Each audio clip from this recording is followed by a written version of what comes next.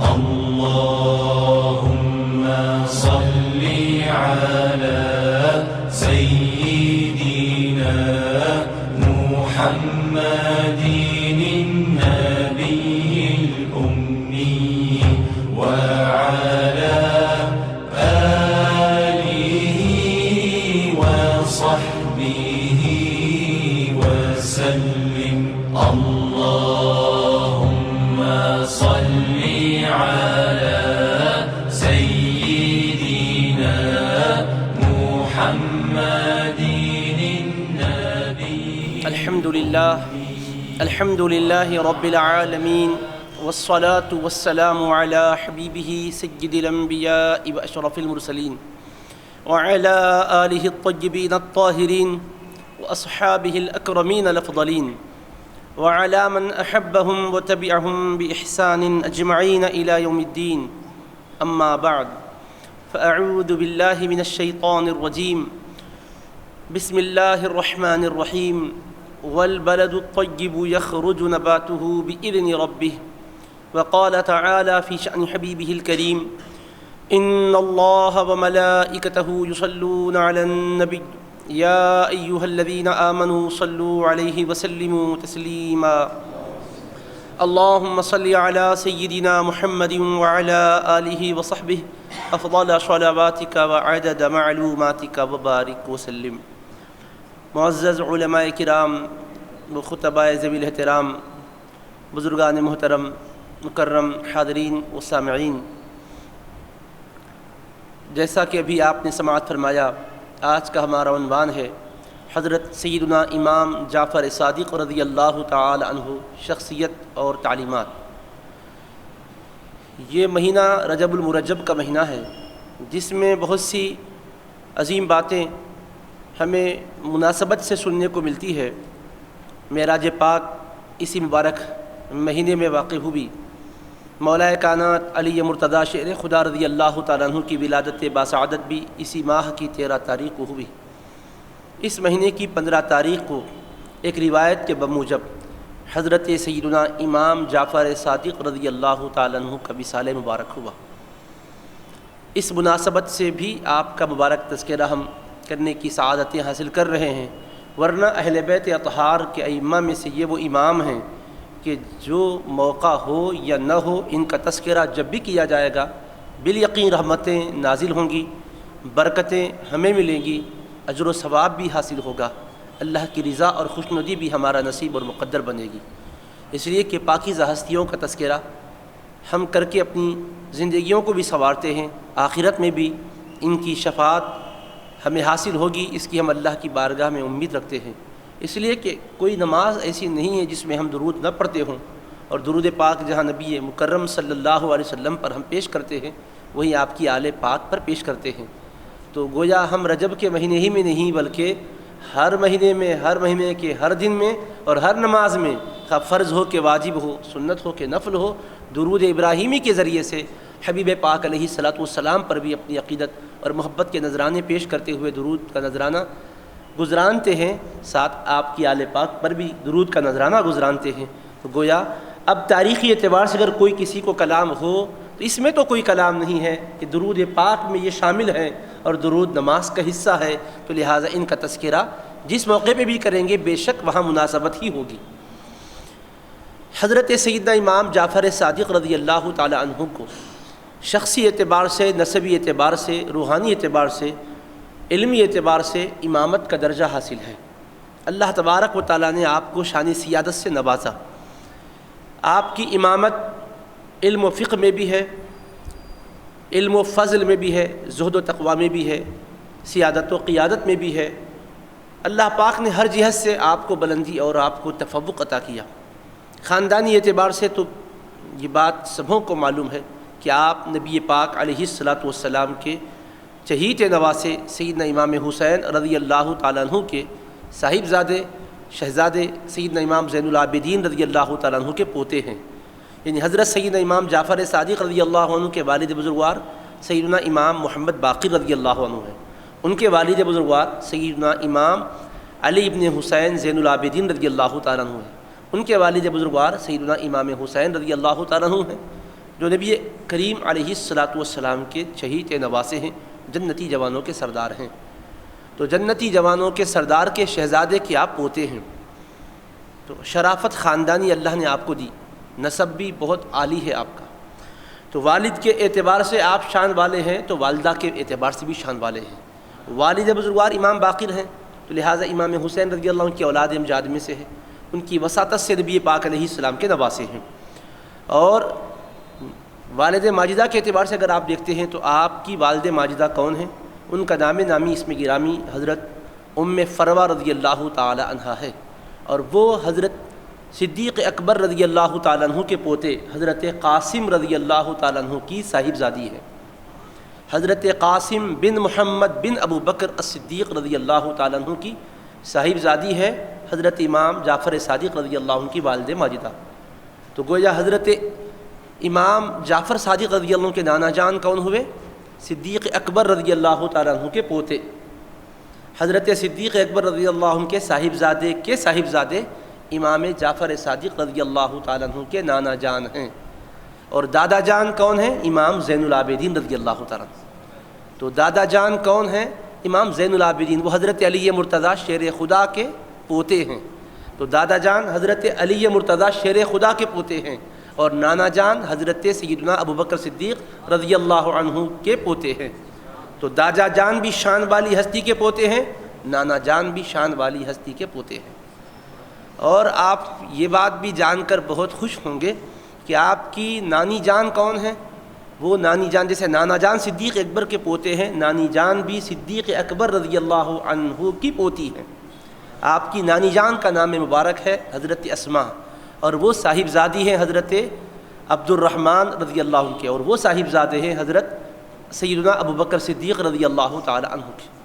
تو حضرت امام جعفر صادق رضی اللہ تعالی عنہ پوتے ہوئے کس کے؟ حضرت سیدنا علی مرتضیٰ شیر خدا رضی اللہ عنہ کے پوتے کے، اور نواسے ہوئے حضرت سیدنا صدیق اکبر رضی اللہ عنہ کے پوتے کے، اور نواسے ہوئے حضرت سیدنا صدیق اکبر رضی اللہ عنہ کی پوتی کے، کہ نانا جان بھی آپ کی صدیق اکبر کی نسبت رکھتے ہیں، اور نانا جان بھی، نانی جان بھی۔ تو نانا جان صدیق اکبر کے پوتے ہیں، تو نانی جان بھی صدیق اکبر کی پوتی ہیں۔ حضرت صدیق اکبر رضی اللہ تعالیٰ عنہ کے جو صاحبزادے ہیں محمد بن ابو بکر الصدیق، ان کے صاحبزادے قاسم، اور حضرت قاسم کا نکاح کس سے ہوا؟ حضرت اسماء سے ہوا۔ اور حضرت اسماء کون ہے؟ حضرت اسماء صدیق اکبر رضی اللہ عنہ کی پوتی ہے۔ ایک پوتے کا ایک پوتی سے نکاح ہوا، جیسے چچیرے تائرے بھائیوں کا بہنوں کا باہم نکاح ہوتا ہے، ویسا وہاں ان کا نکاح ہوا۔ اور پھر حضرت سید امام محمد باقر رضی اللہ تعالیٰ عنہ حضرت صدیق اکبر رضی اللہ تعالیٰ عنہ کے پوتے کے داماد بنے، پوتی کے شوہر نامدار بنے۔ تو یہ شرف انہیں حاصل ہوا، تو اللہ تبارک و تعالیٰ نے اس وساطت سے آپ کو شرف بخشا کہ صدیق اکبر سے دو نسبتیں آپ کو حاصل ہیں، نانا جان بھی اور نانی جان بھی اولاد صدیق اکبر ہیں۔ نانا جان بھی صدیق اکبر کے پوتے ہیں، نانی جان بھی صدیق اکبر کی پوتی ہے۔ اب یہ رشتہ داری سے ایک اور حقیقت بھی معلوم ہوئی کہ آپسی محبت غیر معمولی تھی ان کے مابین۔ حضرت علی مرتضیٰ کی اولاد میں، حضرت صدیق اکبر کی اولاد میں کوئی اختلاف نہیں تھا، غیر معمولی آپسی محبت تھی۔ اس لیے کہ رشتہ کہاں کرتے ہیں آپ؟ جہاں غیر معمولی محبت ہے وہیں کرتے ہیں، جہاں اختلاف اور رنجش ہے وہاں رشتہ نہیں کرتے۔ کون ہم میں سے چاہے گا کہ اپنے بیٹے کے لیے جس رفیق حیات کا انتخاب کرے ان کے خاندان میں اور آپ کے خاندان میں جھگڑے بھی رہیں پھر بھی آپ رشتہ کریں؟ ہر آدمی یہ چاہتا ہے کہ رشتے کے بعد خوشگوار زندگی ہو، بچوں کو کوئی تکلیف نہ پہنچے۔ اگر تکلیف ہم نے صحیح ہے تو ہمارے بچوں کو وہ تکلیف نہ آئے۔ ہم یہی سوچتے ہیں کہ جن سے ہمیں اختلاف ہے یا جو ہم سے لڑتے ہیں، ہم سوچتے ہیں کہ بھئی یہ لڑائی جھگڑے ہماری اولاد میں نہ پھیلیں، لہٰذا ان کو ہم بچانے کی کوشش کرتے ہیں۔ الیک سلیک کے حد تک تعلق رکھ لیں گے، رشتہ داری کہاں نبھائیں گے، مشکل ہوگا، یہ کہتے ہیں۔ تو جب حضرت سیدنا امام جعفر صادق رضی اللہ عنہ نواسے ہوئے صدیق اکبر رضی اللہ عنہ کے پوتے کے، جو نانا ہے آپ کے صدیق اکبر کے پوتے ہیں، اور آپ کی نانی بھی صدیق اکبر کی پوتی ہے، تو مطلب یہ ہوا کہ رشتے ہوئے کہ نہیں؟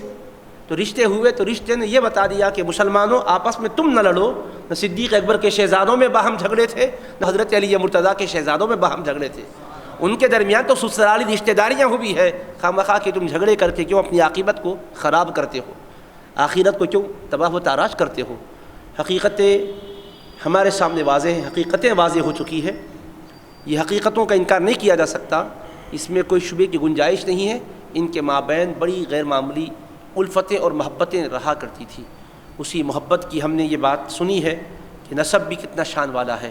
تو حضرت امام جعفر صادق رضی اللہ عنہ کے دادا جان بھی شان والے، نانا جان بھی شان والے اور نانی جان بھی شان والی، تو یہ نسبی فضیلت ہے۔ لیکن نسب کی فضیلت کے بعد ان کی عملی زندگی کو ہم دیکھتے ہیں تو وہ بھی زہد و ورع والی زندگی ہے، علم و فضل والی زندگی ہے۔ معزز گھرانے میں پیدا ہو جانے کے بعد اکتفا نہیں کیا گیا کہ چلو ہم بڑے عظیم گھرانے میں ہیں، ہمیں عمل کی کیا ضرورت ہے، ہمیں تعلیم کی کیا ضرورت ہے، ہم تو باب العلم کے پوتے ہیں، ہمیں کیا ضرورت ہے علم کی، ہمیں کیا ضرورت ہے معلومات کے ذخیرے میں اضافہ کرنے کی، ہم تو ان کے گھرانے والے ہیں جو جنتی جوانوں کے سردار ہیں، ہمیں عمل کی کیا ضرورت۔ اس طرح کی سوچ نہیں تھی، بلکہ زہد و ورع میں بھی وہ بڑے امام ہیں، جیسا علم و فضل میں امام ہے، زہد و ورع میں بھی امام ہے۔ علم و فضل میں ان کی امامت کے بارے میں کیا کہیں؟ حضرت سیدنا امام اعظم ابو حنیفہ رضی اللہ تعالیٰ عنہ جو امام الائمہ ہیں، سراج الامہ ہیں، انہوں نے بھی علم حدیث میں حضرت امام جعفر صادق رضی اللہ عنہ کی شاگردی اختیار کی ہے۔ حضرت امام مالک کو کون نہیں جانتا، چاروں اماموں میں ایک امام ہے، امام دار الہجرہ کہلاتے ہیں، مدینہ منورہ میں جن کی امامت مسلمہ ہے، وہ امام دار الہجرہ مدینہ منورہ کے امام، اللہ پاک نے انہیں بھی یہ شرف بخشا کہ انہوں نے بھی حدیث پاک میں سیدنا امام جعفر صادق رضی اللہ تعالی عنہ کی شاگردی اختیار کی۔ دنیا علم حدیث کا ہر طالب علم جانتا ہے حضرت سفیان ثوری کون ہے، حضرت سفیان ابن عیینہ کون ہے، ان کے بغیر کوئی کتاب حدیث مکمل نہیں ہوتی۔ اسانید جب ہم پڑھتے ہیں جس کے ذریعے سے ہمیں معلوم ہوتا ہے کہ محدثین نے کس طرح سلسلہ وار احادیث کو صحابہ سے جمع کیا ہے، آقا کے ارشادات کو اکٹھا کیا ہے، ان میں جو سلسلے میں نام سندوں میں آتے ہیں حضرت سفیان ثوری کا نام بھی آتا ہے، سفیان ابن عیینہ کا بھی نام آتا ہے۔ یہ دونوں حضرات بھی حضرت امام جعفر صادق رضی اللہ عنہ کے تلمیذ اور شاگرد ہیں حدیث شریف میں۔ تو امام جعفر صادق رضی اللہ عنہ صرف ذکر و اذکار کر کے گوشہ نشین ہی نہیں رہتے تھے، بلکہ علم و معرفت کے گوہر آبدال لٹاتے تھے، اور جو وقت کے ائمہ بنے ان کو بھی امامت کا مرتبہ ملا تو آپ کی شاگردی کے فیضان سے ملا ہے۔ تو صرف معزز گھرانے ہی کے نہیں ہیں، معزز گھرانے کے ہیں تو اس گھرانے کے اعزاز کے ساتھ، شرف کے ساتھ اللہ نے علم کو فضل میں بھی آپ کو معزز بنایا، معتبر بنایا، مقتدی بنایا، پیشوا بنایا ہے۔ بڑے بڑے ائمہ آپ کے شاگرد ہیں، آپ کے تلامذہ ہیں۔ کتب سیاہ میں آپ سے احادیث مبارکہ منقول ہیں۔ یہ ہوا علم و فضل کے حوالے سے، باریکی کیسی اللہ نے آپ کو بخشی تھی، گہرائی میں آپ کس طرح اترتے تھے۔ آپ کی سیرت نگار، تذکرہ نگار بیان فرماتے ہیں لطائف آیات قرآنیہ میں، اسرار و معانی اور حقائق و دقائق میں اللہ نے آپ کو بلند رتبہ عطا کیا تھا۔ قرآن کریم کے ظاہری کلمات کے جو معنی ہیں وہ تو جانتے ہی ہیں، تقریباً سارے پڑھنے والے اہل علم اور طلباء جانتے ہیں اس کے معنی کیا ہیں، لیکن ساتھ ساتھ قرآن مجید کے حقائق، اس کے اسرار، اس کے دقائق، عوارف، معارف، وہ ساری کی ساری باتیں اللہ نے جو اس کے اندر ودیعت کی ہے، کلمات میں جن مضامین کو اللہ نے محفوظ کیا ہے، وہ سارے کے سارے علوم پر اللہ نے آپ کو اونچا مقام عطا کیا تھا، آپ کو اس پر مطلع فرمایا تھا۔ اس حقیقت کو بھی بیان کیا کہ کیسے علم و فضل میں آپ بلند و بالا رتبے پر فائز ہیں۔ حضرت سیدنا امام جعفر صادق رضی اللہ تعالیٰ عنہ خاندانی اعتبار سے آپ نے سن لیا کہ حضرت علی مرتضیٰ رضی اللہ عنہ کے پوتے کے پوتے ہیں، اور حضرت صدیق کے پوتے کے نواسے ہیں۔ حضرت شیر خدا کے پوتے سے بھی نسبت ہے، نسب مبارک کی والد بزرگوار کے اعتبار سے، اور والد ماجدہ کے اعتبار سے صدیق اکبر کے پوتے سے نسبت حاصل ہے کہ وہ آپ کے نانا جان ہیں۔ تو اب یہاں پر آپ کو ایک ان کا تاریخی جملہ سنانا چاہتا ہوں۔ وہ فرماتے ہیں ولدنی ابو بکر مرتین، کہ مجھ کو ابو بکر رضی اللہ عنہ نے 2 مرتبہ جنم دیا ہے، میری ولادت ابو بکر سے 2 مرتبہ ہوئی ہے۔ کیا مطلب ہے اس کا؟ عام طور پر مطلب سیرت نگاروں نے یہ لکھا ہے کہ 2 نسبتوں سے میں نواسا ہوں، کہ نانی جان بھی ان کی پوتی ہے، نانا جان بھی ان کے پوتے ہیں۔ اس اعتبار سے کوئی بھی دنیا میں صرف والد سے پیدا نہیں ہوتا، والد اور والدہ سے پیدا ہوتا ہے۔ تو لہٰذا اس حقیقت کا اظہار ہے کہ میری والدہ ماجدہ جو ہے وہ حضرت سے نسبت رکھتی ہے نسب پاک کی، تو میرے نانا جان بھی ان کے پوتے ہیں، نانی جان بھی ان کی پوتی ہیں، تو لہٰذا 2 مرتبہ کا ولادت کا مطلب 2 نسبتوں سے مجھے یہ فیض ان کے نسب پاک کا ملا ہے۔ اس کا ایک باطنی معنی حضرت امام ربانی مجدد الف ثانی شیخ احمد فاروقی سرہندی رحمۃ اللہ علیہ نے بیان فرمایا ہے۔ امام ربانی اس کے گہرے مفہوم کی طرف توجہ دلاتے ہیں، ولدنی ابو بکر مرتین، کہ میں 2 مرتبہ ابو بکر سے پیدا ہوا کا کیا مطلب؟ تو ایک مطلب تو یہ ہے کہ آپ ان کے پوتے اور پوتی کے نواسے ہیں، تو یہ ایک ہی جہت ہے۔ دوسری جہت کیا ہے؟ باطنی طور پر، روحانی طور پر، عرفانی طور پر آپ کو صدیق اکبر کے سلسلے کا فیض ملا ہے۔ وہ کیسے؟ تو آپ شجر شریف دیکھیے، سلسلے بزرگان دین کے جو ہیں ان کے شجرے پڑھیے، شجروں میں اپنے شیخ سے لے کر اوپر تک جو اسماء آتے ہیں، سرور کونین علیہ السلام تک متصل اسماء ہیں، اپنے پیر کا نام، پھر دادا پیر کا نام، پردادا پیر کا نام، ان کے شیخ کا نام، پھر ان کے شیخ کا، پھر ان کے شیخ کا، پھر ان کے شیخ کا، اس طرح شیوخ کرام کے اسماء سلسلہ وار آپ پڑھتے جائیں گے، اوپر تک جائیں گے آپ تو وہ سلسلہ جا کر حضرت علی مرتضیٰ کے واسطے سے حضور پاک علیہ السلام تک ملتا ہے۔ وہ قادری ہے، چشتی ہے، سہروردی ہے، اور شجرے میں نام پڑھتے جائیں گے، پڑھتے جائیں گے، پڑھتے جائیں گے تو صدیق اکبر سے وہ سلسلہ جا کر ملتا ہے، حبیب پاک علیہ السلام تک صدیق اکبر کے ذریعے سے پہنچنے والا سلسلہ نقشبندی کہلاتا ہے، علی مرتضیٰ رضی اللہ عنہ کے ذریعے سے پہنچنے والا قادری، چشتی، سہروردی کہلاتا ہے۔ تو اب یہ شجر شریف میں جو اسماء گرامی آتے ہیں ان میں اگر آپ پڑھیں گے تو نقشبندی سلسلے کے شیوخ میں، طریقت کے حوالے سے جو شیوخ ہیں، جو مرشدان گرامی ہیں، نقشبندی سلسلے کے مرشدان گرامی میں جو نام آئیں گے، اوپر کے ناموں میں آپ پڑھتے ہیں تو حضرت سیدنا امام جعفر صادق رضی اللہ عنہ کا نام آپ کو ملتا ہے۔ امام جعفر صادق رضی اللہ تعالیٰ عنہ، جیسا کہ بھی آپ نے سنا، علم و فضل میں امام، زہد و تقوی میں امام، حدیث میں، تفسیر میں امام، اسرار و دقائق کو، حقائق کو، معارف کو، عوارف کو جاننے میں امام ہیں، تو ویسا ہی روحانی اعتبار سے، عرفانی اعتبار سے، معارف ربانی کے اعتبار سے، مواہب یزدانی کے اعتبار سے بھی کتنے بلند و بالا ہیں کہ باقاعدہ شجر طریقت نقشبندی سلسلے کا جو ہے اس میں شیوخ طریقت میں آپ کا نام نامی جگمگاتا نظر آتا ہے۔ اور حضرت سیدنا امام جعفر صادق رضی اللہ عنہ کا جب نام مبارک آتا ہے تو پھر ان کے شیخ کے طور پر کس کا نام آتا ہے؟ بھئی شجرے میں جب نام آئے گا تو حضرت سید امام جعفر صادق کے بعد اوپر کون جن کا نام آ رہا ہے؟ آپ کسی بھی سلسلے سے، نقشبندی سلسلہ خواہ محدث دکل رحمۃ اللہ علیہ والا ہو یا دنیا میں کوئی بھی نقشبندی سلسلہ ہو، کسی بھی شیخ اور مرشد کے ذریعے سے، حضرت شاہ نقشبند سے ہوتا ہوا، صدیق اکبر سے ہوتا ہوا آقا علیہ السلام تک جانے والا سلسلہ ہو، جس سلسلے کو بھی آپ دیکھیں گے اوپر کے شجرے میں ضرور حضرت امام جعفر صادق آئیں گے، اور امام جعفر صادق کے بعد نام جن کا آتا ہے وہ کون ہے؟ وہ حضرت قاسم بن محمد بن ابو بکر صدیق رضی اللہ تعالیٰ عنہ ہے۔ بھئی آپ مرید ہوئے تو آپ کے شجرے میں نام، آپ کے اوپر آپ کے پیر کا آئے گا، پیر کے اوپر دادا پیر کا آئے گا، جو ان کے شیخ ہوں گے، شیخ کا نام آئے گا جو طریقت میں شیخ ہوں گے۔ تو حضرت امام جعفر صادق رضی اللہ عنہ کے شیخ طریقت کون ہیں؟ کون ان کے مرشد گرامی ہے نقشبندی طریق میں؟ حضرت قاسم ہیں جو ان کے نانا جان ہے اور صدیق اکبر رضی اللہ عنہ کے پوتے ہیں۔ تو اب سنیے امام ربانی نے فرمایا، اس جملے کا مطلب کیا ہے کہ آپ نے فرمایا 2 مرتبہ میں ابو بکر سے پیدا ہوا، تو ایک تو یہ کہ ان کے پوتے میرے نانا جان ہیں، دوسرا یہ کہ نسبی انتساب جہاں حاصل ہے، عرفانی روحانی نسبت بھی حاصل ہے کہ حضرت صدیق اکبر کے جو پوتے ہیں میرے مرشد بھی ہے، میرے شیخ بھی ہے۔ اس طرح سے مجھے طریقت کی نسبت بھی اس گھرانے سے حاصل ہے۔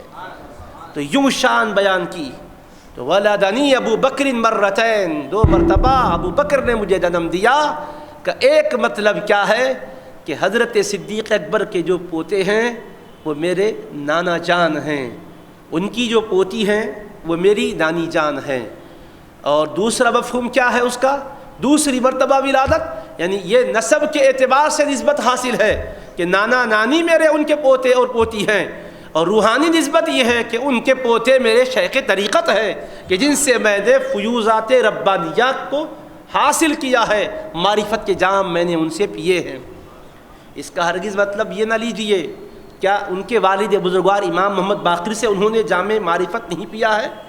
کیا امام زین العابدین جو ان کے دادا جان ہیں ان سے ان کو عرفانی فیض نہیں ملا ہے؟ کیا ان کے والد امام زین العابدین کے امام حسین جو ان سے معرفت کا فیض نہیں ملا ہے؟ کیا پھر ان کے والد بزرگوار حضرت علی مرتضیٰ امام الاولیاء باب علم مدینہ مصطفیٰ صلی اللہ علیہ وسلم سے کیا فیض علم نہیں ملا، فیض معرفت نہیں ملا ہے؟ بے شک ملا ہے، انکار کسی نے کیا بھی نہیں ہے اور انکار کرنے کی کوئی جرت کر بھی نہیں سکتا ہے۔ بھئی نانا جان سے جب فیض ملتا ہے تو دادا جان سے کیسے نہیں ملے گا؟ حضرت سیدنا امام جعفر صادق رضی اللہ عنہ نے اس کی نفی نہیں کی ہے، وہ تو سبھی جانتے ہیں، والد سے فیض کا آنا سبھی جانتے ہیں، دادا سے آنا سبھی جانتے ہیں، پر دادا سے آنا سبھی جانتے ہیں، اوپر والے دادا سے آنا سبھی جانتے ہیں۔ یہ تو معروف بات تھی، ایک پنہا بات تھی جو اوروں کو معروف نہ تھی، انہوں نے اس کا برملا اظہار کیا اور بتایا کہ ہم نے معرفت کے جام شیر خدا سے بھی پیے ہیں، صدیق اکبر سے بھی پیے ہیں۔ تو اب اس کے ذریعے سے ایک اور بات بھی واضح ہو گئی، علی مرتضیٰ رضی اللہ عنہ کے شہزادوں نے بتایا معرفت الہی کے حصول کے لیے حضرت سید علی مرتضیٰ رضی اللہ عنہ وسیلہ ہے تو صدیق اکبر بھی وسیلہ ہے۔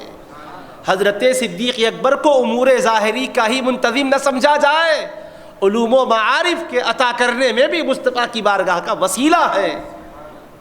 اللہ پاک کے حبیب علیہ السلام کے شہزادوں نے عقیدتوں کو بھی واضح کیا ہے، حقیقتوں کو بھی واضح کیا ہے، اپنی عقیدتوں کے ساتھ حقیقتوں کو واضح کیا ہے تاکہ لوگ شبہے میں مبتلا نہ ہوں۔ تو کتنی محبت ہے اور کتنی ان کی بلندی ہے، دیکھیے بہت اونچے مقام پر ہیں۔ امام جعفر صادق رضی اللہ تعالیٰ عنہ صادق ہیں، سچے ہیں، وہ اگر حقیقت کو نہ بیان کرے تو کون بیان کرے گا؟ اللہ نے نام کے ساتھ ایسا معروف کروا دیا لقب صادق، کہ حضرت امام جعفر صادق ہیں، یہ راست گو ہے، ظاہر کے بھی سچے، باطن کے بھی سچے، احوال کے بھی سچے، اقوال کے بھی سچے، علوم کے بھی سچے اور معارف کے بھی سچے، اسرار کے بھی سچے اور عوارف کے بھی سچے، ہر اعتبار سے الحمدللہ اللہ نے شان و عظمت عطا کی۔ اب دیکھیے خشیت ربانی آپ کو اللہ نے جو بخشی، یہ بہت عظیم ہونے کے لیے نشانی ہوتی ہے۔ جو انسان سب سے عظیم ہوتا ہے اور جو اللہ پاک کو سب سے زیادہ جانتا ہے، اللہ کی سب سے زیادہ جس کو معرفت ہوتی ہے، لوگوں میں اس کو سب سے زیادہ خدا سے خوف بھی ہوتا ہے، خدا کا ڈر بھی ہوتا ہے۔ ہمارے تصور میں یہ ہے کہ جو جتنا بڑا ہے اتنا بے خوف اور لاپرواہ ہے، ہم یہ سمجھتے ہیں ہم بڑے ہیں، چھوٹے لوگوں کو زیادہ ڈرنا چاہیے، بڑے ہیں کیا ڈریں۔ دنیاوی ہم زندگی میں دیکھتے ہیں بچہ ڈرتا ہے، بڑا ہو گیا تو نڈر ہو جاتا، بولتے ہیں وہ ڈر نکل گیا۔ دنیا میں آپ یہ کر سکتے ہیں، لیکن دینی معاملات میں جتنے بڑے ہوں گے خوف میں بھی اتنے بڑے ہونا چاہیے۔ اور حقیقت تو یہ ہے کہ سب سے بڑا وہی قرار پائے گا جو تقویٰ اور خوف میں سب سے بڑا ہو، کیونکہ قرآن نے سب سے بڑا کس کو کہا؟ ڈرنے والے کو کہا، ان اکرمکم عند اللہ اتقاکم، تم میں اللہ کے پاس سب سے بڑھ کر بزرگ وہی ہے جو تم میں سب سے بڑھ کر اللہ سے ڈرنے والا ہے۔ تو جو سب سے بڑھ کے ڈرتا ہے وہ سب سے زیادہ بزرگ ہوتا ہے۔ تو یہ ثابت ہو چکا کہ امام جعفر صادق اپنے زمانے میں سب سے بڑے بزرگ ہیں، تو پھر آپ کو لازماً ماننا پڑے گا کہ اپنے زمانے میں سب سے بڑھ کر خدا سے وہ ڈرنے۔ حبیب پاک علیہ السلام نے فرمایا تھا، انا اعلمکم باللہ، اے لوگوں میں تم میں سب سے بڑھ کر اللہ کو جانتا ہوں، بخاری کی حدیث ہے۔ اور فرمایا اس کے ساتھ ہی واخشاکم لہو، اس لیے سب سے بڑھ کر میں اللہ سے ڈرتا ہوں۔ حبیب کریم علیہ السلام نے فرمایا میں اللہ کو خوب جانتا ہوں، اس لیے اپنے اللہ سے خوب ڈرتا ہوں۔ تو خوب ڈرنا خوب جاننے کے لیے ضروری ہے، اور خوب ڈرنے والے ہی کو خوب علم والا کہتے ہیں۔ قرآن میں علم والوں کی تعریف اللہ نے کیا بیان کی ہے؟ انما یخشی اللہ من عبادہ العلماء، اس میں کوئی شک نہیں کہ اللہ کے بندوں میں اس سے ڈرنے والے علماء ہی ہوتے ہیں۔ تو اللہ نے خشیت اور علم کو جوڑ دیا ہے۔ خشیت علم سے پیدا ہوتی ہے، اور علم ہوتا ہے تو خشیت والا ضرور ہوتا ہے۔ اگر خشیت نہیں ہے تو اس کے علم کا اعتبار نہیں، صرف معلومات کا ذخیرہ ہے۔ خوف اور خشیت اللہ کی دل میں ہو، یہ انسان کے بڑے ہونے کی علامت ہے۔ تو اب حضرت امام کتنے بڑے ہیں آپ نے سمجھ لیا، خاندان کے اعتبار سے، دنیالی اعتبار سے کتنے اونچے ہیں، علم میں بھی کتنے اونچے ہیں۔ اب علم میں اونچے ہیں، گھرانے میں اونچے ہیں، تو خوف و خشیت میں بھی کتنے اونچے ہیں، سنیے آپ۔ حضرت داؤد طائی رحمۃ اللہ علیہ ان کی خدمت بابرکت میں حاضر ہوئے اور عرض کرنے لگے، اے اللہ کے رسول علیہ الصلاۃ والسلام کے فرزند گرامی، میرا دل سیاہ ہو چکا ہے، آپ مجھ کو کچھ وصیت فرمائیے۔ دیکھو ہم لوگ اپنے دل کو اچھا ہی سمجھتے ہیں، اس کی سیاہی ہمیں نظر نہیں آتی۔ نمازوں کی پابندی کر لے یقیناً بڑی سعادت کی بات ہے، لیکن اس پر ہم اکتفا کر لیتے ہیں۔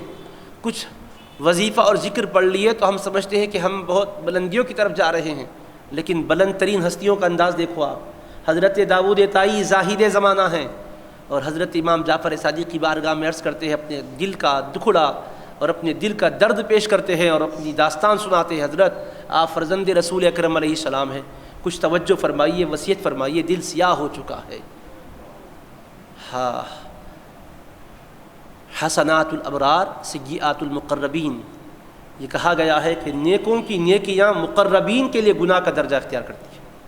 جو نیکیاں کرتے ہیں ان سے ان کا مرتبہ اگر بلند ہو جاتا ہے تو مقربین اس کو گناہ سمجھتے ہیں، اور ہم گناہ کر کے بھی شرمندہ نہیں۔ کیا تھے وہ لوگ کہ گناہ بھی نہ کیا اور پشیمان رہے۔ وہاں تو گناہ نہیں ہوتے تھے، تقویٰ اور طہارت کی زندگی بسر کرتے تھے، مگر دل کو اپنے سمجھتے تھے میرا دل بڑا سیاہ ہو چکا ہے، اور یہاں کچھ بھی نہیں کرتے ہیں اور اپنے دل کو سمجھتے ہیں کہ اولیاء اللہ جیسا میرا دل ہو چکا ہے۔ تو حضرت امام جعفر صادق رضی اللہ عنہ سے عرض کیا کہ شہزادے، اے فرزند رسول گرامی صلی اللہ علیہ وسلم، میرا دل سیاہ ہو چکا ہے، کچھ نصیحت کیجیے۔ آپ نے فرمایا آپ تو زمانے میں زاہد ہو، متقی ہو، تو آپ کو میں کیا نصیحت کروں؟ پھر حضرت داؤد طائی رحمۃ اللہ علیہ عرض کرتے ہیں کہ نہیں، آپ شہزادے ہیں حبیب پاک علیہ السلام کے، شہزادے آپ کا منصب ہے وصیت اور نصیحت کرنا، خیر خواہی کی باتیں بتلانا، تربیت کرنا آپ کا منصب ہے۔ جو آپ کا منصب ہے اس کے اعتبار سے آپ ضرور نصیحت کیجیے۔ یہ سنا تو جواب کیا دیا؟ اگر ہمیں کوئی اپنا منصب بتائے تو ہم اس سے بڑا اپنے آپ کو سمجھتے ہیں، لیکن آپ دیکھو، میں جیسے عرض کر چکا نا حدیث پاک کی روشنی میں، جس کو سب سے بڑھ کر خدا کا عرفان ہوتا ہے وہ سب سے بڑھ کر خدا سے ڈرتا ہے۔ تو حضرت زہد و تقویٰ میں کیا بلند مرتبے پر فائز ہے دیکھیں۔ جب آپ نے فرمایا کہ اے ابو سلیمان، ابو سلیمان ان کی کنیت تھی، کہا یا ابا سلیمان،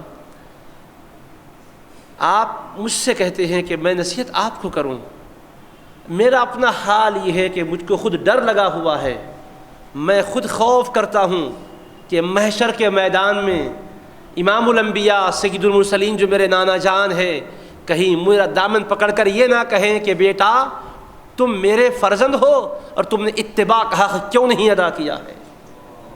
اگر نانا جان محشر میں مجھ سے یہ پوچھیں تو میرا حال کیا ہوگا؟ اس دن سے میں بھی ڈرتا ہوں، خوف کھاتا ہوں۔ یقیناً یہ شرف اللہ نے بخشا ہے، اس میں ہمارے کوئی ارادے کا عمل دخل نہیں ہے، اللہ نے اس گھرانے میں ہمیں پیدا فرما دیا ہے۔ ہم کوشش تو کرتے ہیں کہ سرکار کی اطاعت کریں، اتباع کریں، سنتوں کی پیروی کریں، اعمال اور افعال اور اقوال اور احوال میں حضور پاک علیہ السلام کی متابعت کریں، اس کی ہم کوشش تو ضرور کر رہے ہیں، لیکن مجھے ڈر ہے یوم محشر کہیں نانا جان دامن پکڑ کر مجھ سے یہ نہ پوچھیں کہ بتا میرا فرزند ہو کر، میرے گھرانے کی نسبت عظیمہ رکھ کر تو نے متابعت کا حق کیوں ادا نہ کیا، تو کیا حال ہوگا؟ اس دن سے میں ڈرتا ہوں۔ تو حضرت داؤد طائی رحمۃ اللہ علیہ رو پڑے اور کہنے لگے اللہ اکبر، ایسی ذات گرامی ہے کہ جن کی سرشت نبوت کے آب و گل سے ہوئی ہے۔ یہ وہ ذات گرامی ہے کہ جن کی سرشت نبوت کے آب و گل سے ہوئی ہے، جن کی طبیعت کی ترکیب آثار رسالت سے ہوئی ہے۔ یہ وہ ذات گرامی ہے جن میں نبوت کا فیض ہے، رسالت کا فیض ہے، امام الانبیاء کا خون مقدس جن کی رگوں میں رواں دواں ہے، جن کا ظاہری وجود بھی نبوت کے فیضان سے تشکیل پایا ہے، رسالت کے فیضان سے تشکیل پایا ہے۔ یہ وہ مقدس ہستی ہیں کہ جن کے بارے میں وہ فرماتے ہیں حضرت داؤد طائی کہ یہ خوف کر رہے ہیں محشر کا، ڈر رہے ہیں محشر کے میدان میں۔ کس کے سامنے جانے سے؟ اللہ کے سامنے جانے سے تو ڈرتے ہی کتنا ہوں گے، اپنے نانا جان کے سامنے جانے سے ڈر رہے ہیں۔ ناز کا موقع ہے کہ ناز کریں کہ ہم حضور کے نواسے ہیں، مگر وہاں بھی ناز نہیں کرتے ہیں، بلکہ نیاز مندی کا عالم یہ ہے کہ ڈر رہے ہیں، کانپ رہے ہیں۔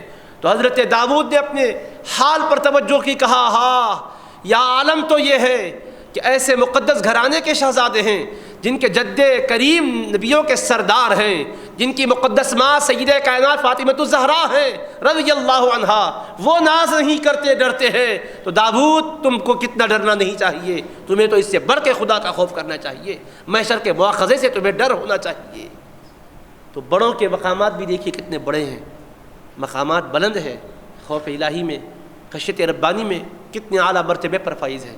کہا ہم کہاں ناز کریں، ہمیں تو ڈر ہے کہیں سرکار کے سامنے شرمندہ نہ ہو جائیں، شرمسار ہو جائیں گے ہم نانا جان کے سامنے جب جائیں گے، نانا پلٹ کے پوچھے بیٹا ہمارے نواسے تم رہے، تم نے حق مطابقت کیوں ادا نہ کیا تو کیا ہوگا؟ کون سی اتباع میں کمی رہ گئی تھی زار دنیا میں جن کے تقوی اور طہارت کے ڈنکے بج رہے ہیں؟ حضرت امام اعظم ابو حنیفہ رضی اللہ عنہ فرماتے ہیں ما رأیت افقہ منہ، کہ میں نے ان جیسا فقہ کا امام کہیں نہیں دیکھا ہے، فقہ میں ان سے بڑھ کر ماہر کہیں نہیں دیکھا ہے۔ میں نے فقہ کی بات اس لیے کی، اس حوالے کو اس لیے یہاں رکھا کہ فقہ کا فیضان اللہ ہر فاسق کو نہیں دیتا، فاجر کو نہیں دیتا، متقی کو دیتا ہے۔ اس لیے کہ فقہ کا مطلب شریعت کی باریکیوں کو پہچاننا اور استخراج اور استنباط کرنا، آیات قرآنیہ کی گہرائیوں میں جانا، ارشادات نبویہ کی گہرائیوں میں جانا، اس سے مسائل حل کرنا، استنباط کرنا، یہ بہت گہری بات ہے۔ اور اللہ نے قرآن میں فرمایا وَمَن يُؤْتَ الْحِكْمَةَ فَقَدْ أُوتِيَ خَيْرًا كَثِيرًا، اور جس کو حکمت سے نوازا جائے اس کو مکمل خیر سے اور ہر طرح کی بھلائی سے نوازا گیا ہے۔ تو یہ فقہ کا علم تقوی کے اعتبار سے انسان کو دیا جاتا ہے۔ واتقوا اللہ ویعلمکم اللہ، تم اللہ سے ڈرو، تم کو اللہ علم عطا کرے گا۔ تو تقوی جیسا جیسا ہوگا فقہ میں اتنا اونچا مقام پاتا جائے گا۔ اب ہم لوگ الگ ہے کہ مطالعہ کرنے کے بعد مسائل کے جاننے والے بن گئے، یہ فقہ کے جاننے والے ہوں گے، مگر فقیہ تو وہی ہوگا جس کی نظر اتنی غامض ہو، جس کی نگاہ اتنی دقیق ہو، نظر اتنی عمیق ہو کہ کتاب و سنت کی گہرائیوں میں اتر کے پیش آنے والے مسائل کو حل کر سکے۔ اللہ پاک نے یہ شرف انہیں بخشا تھا، وہ ساری محنتیں کر گئے، صرف ہم ہیں کہ پھل کھا رہے ہیں، ہم ہیں کہ صرف ان کے تیار کردہ مواد سے اور مضامین سے استفادہ کر رہے ہیں۔ مگر عزیزان محترم، ان گہرائیوں میں جانے کے لیے تقوی کی ضرورت ہے۔ تو امام اعظم جیسے امام الائمہ فرماتے ہیں، جن کو دنیا فقہ میں سارے اماموں کا امام مانتی ہے، وہ امام کہتے ہیں کہ میں نے حضرت امام جعفر جیسا فقیہ کسی کو نہیں دیکھا، فقہ میں ان جیسا بلند مرتبہ کسی کو نہیں پایا ہے۔ تو وہ فقہ میں جب بلند و بالا ہے تو زہد میں بھی سب سے اونچے ہیں۔ تو ایسے زاہد زمانہ، ایسے امام الاتقیاء ہیں کہ امام الائمہ جن کے امام زہد و تقویٰ ہونے کی، امام فقہ و اجتہاد ہونے کی شہادت دے رہے ہیں، وہ خود کے بارے میں یہ کہتے ہیں کہ کہیں قیامت میں نانا جان مجھ سے یہ سوال کر لے کہ تم نے میری فرزندی کے باوجود حق مطابقت کیوں نہ ادا کیا، تو میں کیا جواب دوں گا؟ کتنا خوف اللہ پاک کا، خشیت ربانی کیسی دل کے اندر ہے۔ اور آج ان کی مبارک زندگیوں سے ہمیں جو دروس ملتے ہیں، اسباق ملتے ہیں، وہ ہم دلوں میں اپنے اتاریں، زندگیوں میں نافذ کریں۔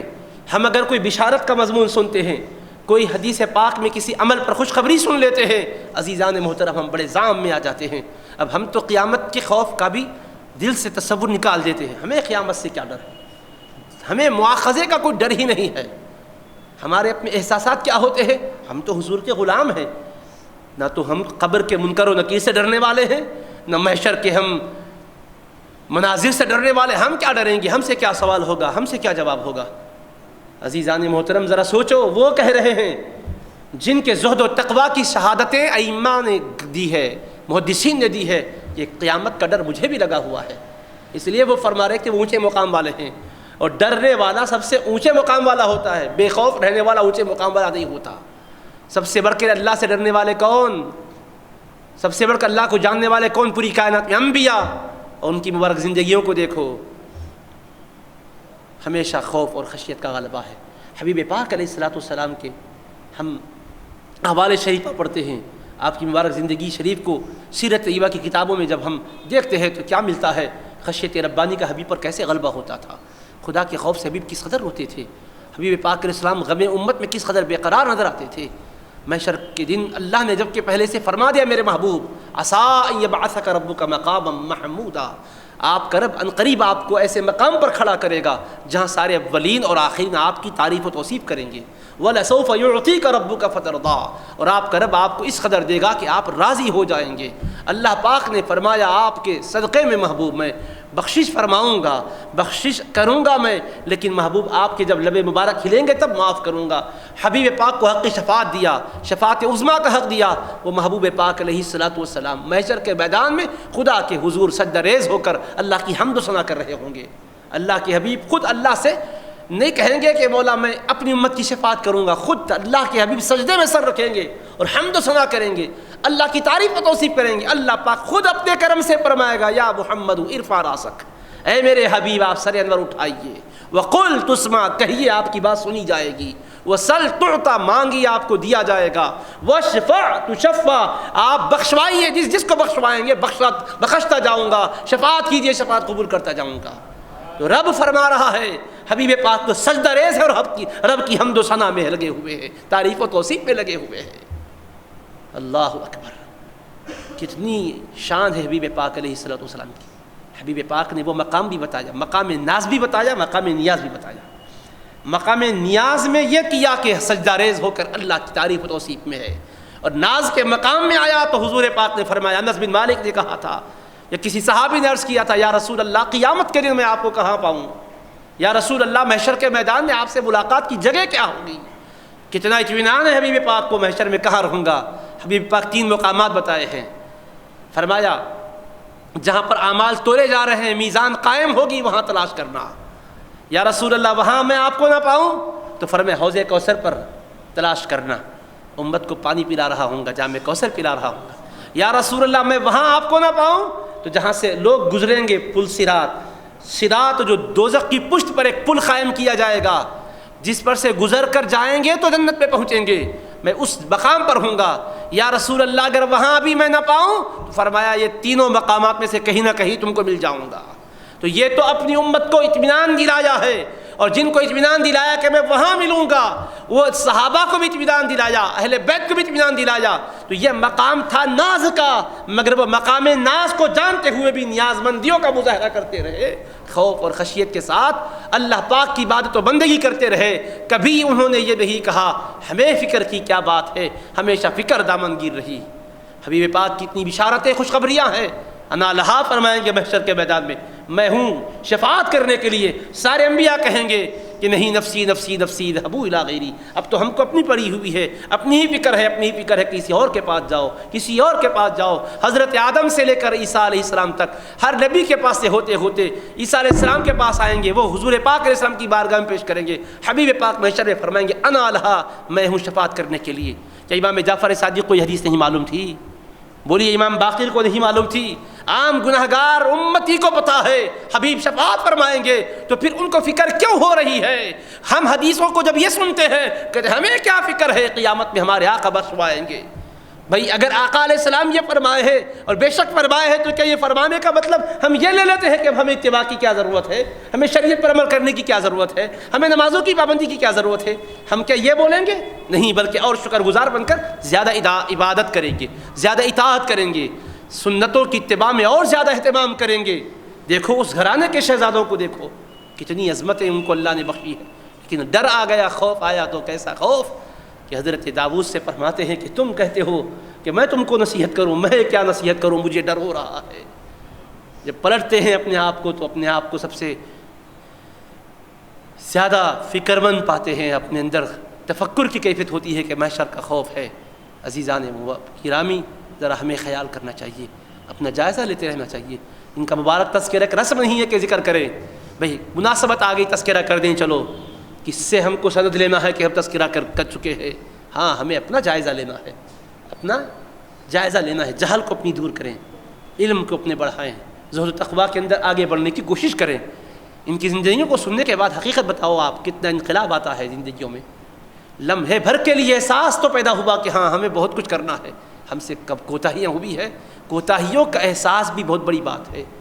ندامت انسان کو پیدا ہوتی ہے تو یہ بھی بہت بڑی بات ہے۔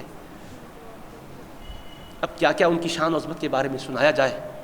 مختصراً میں نے عرض کیا، چونکہ عنوان کا ایک پہلو تھا شخصیت اور ایک ہے تعلیمات۔ تعلیمات کے حوالے سے 2-4 باتیں عرض کر کے بات کو ختم کرتا ہوں۔ تعلیمات کی بات آپ کی آتی ہے تو پہلے یہیں سے شروع کرتا ہوں، کیونکہ ندامت کی بات ہوئی تو ندامت حقیقت میں توبہ ندامت کا نام ہے۔ توبہ کرو کا مطلب اپنی خطاؤں پر نادم اور پشیمان ہو جاؤ، شرمندہ ہو جاؤ جو خطائیں ہوئی ہے، اس کے بعد پھر آئندہ نہ کرنے کا عہد کرو، اللہ پاک سے معافی اپنے قصوروں کی چاہو، اس کو توبہ کہتے ہیں۔ اور حضرت امام جعفر صادق رضی اللہ عنہ فرماتے ہیں عبادت توبہ کے بغیر نہیں ہو سکتی۔ پہلے عبادت ہم کرتے ہیں، پھر بعد میں توبہ کرتے ہیں۔ ہمارا طریقہ بولیے کیا ہے؟ نماز پڑھ کے استغفار کرتے ہیں۔ حضرت فرماتے توبہ کرو پھر اس کے بعد عبادت کرو، عبادت کے بعد بھی توبہ کرو، عبادت سے پہلے بھی توبہ کرو۔ کہیں گے وہ عبادت سے پہلے کیا توبہ ہے؟ کہ قرآن سے پوچھو، اللہ فرماتا التائبون العابدون، توبہ کرنے والے، عبادت کرنے والے۔ تو اللہ نے عبادت کرنے والوں کا ذکر بعد میں کیا، توبہ کرنے والوں کا ذکر پہلے کیا۔ تو عبادت سے پہلے بھی توبہ کرو، عبادت کے بعد بھی توبہ کرو۔ عبادت کے بعد توبہ کیوں کریں؟ دیکھو اللہ فرماتا ہے اذا جاء نصر اللہ والفتح ورأيت الناس يدخلون في دين الله افواجا فسبح بحمد ربك واستغفر۔ جب اللہ کی مدد آ جائے، ہم لوگ جب مدد نہیں ملتی ہے تو توبہ کرتے ہیں، جب مدد آتی ہے تو بھول جاتے ہیں۔ اللہ نے فرمایا جب اللہ کی مدد آ جائے، کامیابی مل جائے، لوگ جوق در جوق اسلام میں داخل ہو رہے ہیں، یہ منظر دیکھنے لگو، تو اللہ کی حمد کے ساتھ پاکی بیان کرو اور اللہ سے بخشش چاہا کرو، استغفار کیا کرو۔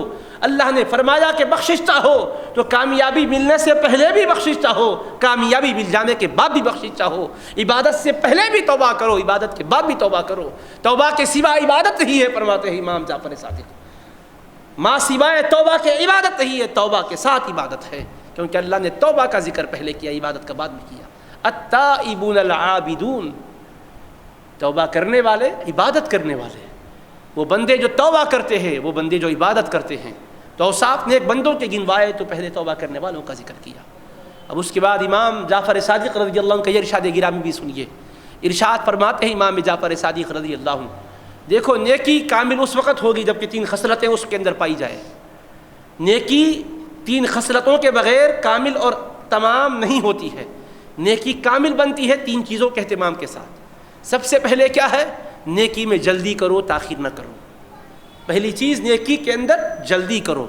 دوسری چیز یہ ہے کہ اس کو چھوٹی سمجھو، بہت بڑی مت سمجھو۔ یعنی ہم کیا کیے، کچھ تھوڑا بھی اچھا کام ہوگا تو ہم سے کتنا بڑا کام ہو گیا، بڑا کام سمجھتے جو ہم کرتے ہیں۔ کہتے ہیں کہ تم سے کوئی نیکی ہو جائے تو اس کو مختصر سمجھو۔ پہلی بات تو یہ ہے کہ نیکی میں جلدی کرو۔ نمبر 1 کہ اس کو چھوٹی سمجھو۔ نمبر 3 اس کو بتلاؤ مت، چھپاؤ، دکھاوا مت کرو، نمود میں نہ جاؤ، نام میں چرچے میں نہ جاؤ، بھول جاؤ، خطاؤں کو یاد کرو اور اس کو پیش نظر رکھ کر توبہ اور استغفار کیا کرو۔ 3 خصلتوں سے نیکی تمام اور کامل ہوتی ہے۔ نمبر 1 نیکی میں جلدی کی جائے، نمبر 2 اس کو چھوٹی سمجھا جائے، نمبر 3 اس کو چھپایا جائے۔ کیسی نصیحتیں کی ہیں۔ اب انسان ہے، اللہ کی عبادت میں اس سے کوتاہی ہوتی ہے، تو یہ احساس بتاتے ہیں کہ دیکھو توبہ اور استغفار کیا کرو۔ نیکیوں کے سلسلے میں آگے بڑھنے کے لیے کتنی پیاری نصیحت کی۔ اب کبھی کبھی کسی سے تکلیف بھی پہنچتی ہے، اپنے بھائی سے کوئی دل دکھانے والی بات دیکھنے کا موقع ملتا ہے، ناگوار بات کہہ دیتا ہے، نامناسب چیز ہو جاتی ہے، تو آپ نے فرمایا اس کے عذر کو قبول کرو۔ اگر کوئی اپنے دوست سے تم ایسی بات دیکھو جس کو تم پسند نہیں کرتے ہو، تو 1 سے لے کر 70 عذروں کو تلاش کرو، کیا وجہ ہوگی جو ایسا کہا ہوگا، کوئی نہ کوئی وجہ ہوگی۔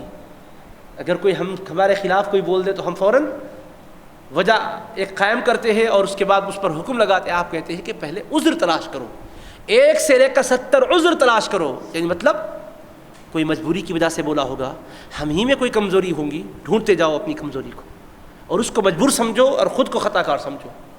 کوئی ناپسندیدہ چیز اپنے ساتھی سے دیکھو جو تمہارے حق میں ہوئی ہے، تو اس کو مورد الزام ٹھہرانے سے پہلے جائزہ 70 بار لو، کوئی عذر ڈھونڈو اس کا، کوئی مجبوری کے تحت ایسا کہا ہوگا، ہم سے کچھ خطا ضرور ہوئی ہوگی۔ اگر کوئی وجہ سمجھ میں نہ آئے تو یہ کہہ کر دل کو مطمئن کر لو، کوئی نہ کوئی وجہ ہوگی جس کو میں نہیں جانتا، جس کی وجہ سے وہ کہہ گزرا ہے، چھوڑ دو اس کے حال پر، اپنی حالت کی اصلاح کی طرف متوجہ ہو جاؤ۔ بھائی تصوف روحانیت الفاظ کا نام نہیں ہے، ایک رسم نہیں ہے، بڑی حقیقتیں ہیں اس کے پیچھے۔ شخصیتوں کو سنوارا جاتا ہے تصوف کے ذریعے سے، روحانیت کے ذریعے سے، اخلاق سنوارے جاتے ہیں، کردار کو پاکیزہ بنایا جاتا ہے۔ انسان الجھن میں اسی وجہ سے تو آتا ہے کہ پسند کی چیز نہیں ملی تو پھر وہ کہتا ہے کہ بھائی میں اب ضرور کچھ نہ کچھ انتقام کروں گا۔ اللہ نے کتنا اونچا مقام عطا کیا۔ جب ایسے زہد و تقویٰ والے بن کر رہیں گے، علم و فضل میں محنت کرتے رہیں گے اور خوف قیامت کا دامنگیر ہوگا، اور اطاعت کر کے بھی سمجھیں گے ہم سے کچھ نہیں ہوا، نیکی کر کے بھی کہیں گے ہم نے کون سی نیکیاں کی ہے، معمولی سمجھیں گے، اور چھوٹی بھی کہیں بھول ہو جاتی ہے تو کہیں گے بہت بڑی ہم سے غفلت ہو گئی ہے۔ اور ہمارا حال یہ کہ کوئی غفلت پر توجہ دلائے تو کہتے ہیں ارے اتنی بات کو آپ اتنا بڑھا دیے، ہم نے وہ جو کیا وہ نہیں دیکھے۔ حضرت فرماتے جو کچھ کر گزرو اس کو بھول جاؤ، کوئی اچھائی ہوئی تو چھوٹی ہوئی سمجھو، اور کہیں خطا ہو جائے تو سمجھو بڑا سنگین جرم ہو گیا ہے، توبہ کرو، استغفار کرو، ڈرو اور خوف کرو۔ اب دیکھو ذرا ان کے مقام روحانی کے اعتبار سے ایک کرامت سناتا ہوں، اس پر بات کو ختم کر دیتا ہوں۔ حضرت امام جعفر صادق رضی اللہ تعالیٰ عنہ ستائے گئے، اور یاد رکھیے دنیا میں آج ہم کو کوئی ستاتا ہے تو ہم مایوس ہو جاتے ہیں، کہتے ہیں ہم تو اتنی اچھی طرح سے پاکیزہ زندگی گزار رہے ہیں، نمازوں کی پابندی کرتے ہیں، اوراد وظائف کی پابندی کرتے ہیں، دوسرے لوگ دیکھو اوباش قسم کے ہیں، آوارہ قسم کے ہیں، سکون میں وہ لوگ ہیں، ستائے ہم جا رہے ہیں۔ ہر اچھے کو بھی ستایا جاتا ہے، جس کو ستایا جاتا ہے وہ برا ہو یہ کوئی ضروری نہیں ہے، اپنے کو تو ہم برا ہی سمجھیں گے، اور ہے بھی ہم برے ہیں، ہم کہاں کے اچھے، لیکن اچھوں کو بھی ستایا تھا زمانے نے۔ تو دیکھیے ہوا کیا، امام جعفر صادق رضی اللہ تعالیٰ عنہ ہیں، گوشہ نشینی میں عبادت میں ہیں، لوگوں کو علم سکھاتے ہیں، روحانیت کا فیض عطا فرماتے ہیں۔ ایک مرتبہ آپ کے پاس منصور بادشاہ کے پاس سے حکم نامہ آیا کہ وہ آپ کو یاد کر رہا ہے۔